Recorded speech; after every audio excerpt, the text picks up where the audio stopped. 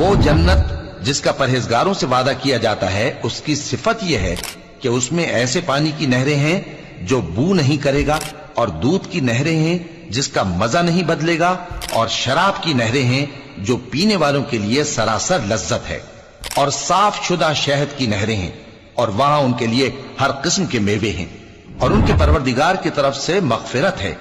کیا یہ پرہیزگار ان کی طرح ہو سکتے ہیں جو ہمیشہ دوزخ میں رہیں گے اور جن کو کھولتا ہوا پانی پلایا جائے گا جو ان کی آنتوں کو ٹکڑے ٹکڑے کر ڈالے گا؟ بلا شبہ تھوہر کا درخت گناہگاروں کا کھانا ہوگا، جیسے پگھلا ہوا تانبا۔ وہ تھوہر پیٹوں میں اس طرح کھولے گا جس طرح گرم پانی کھولتا ہے۔ حکم دیا جائے گا کہ اس کو پکڑ لو اور کھینچتے ہوئے دوزخ کے بیچوں بیچ لے جاؤ، پھر اس کے سر پر کھولتا ہوا پانی اونڈیل دو کہ عذاب پر عذاب ہو۔ اب مزہ چکھ، تو بڑی عزت والا اور سردار تھا۔ یہ وہی دوزخ ہے جس پر تم لوگ شک کیا کرتے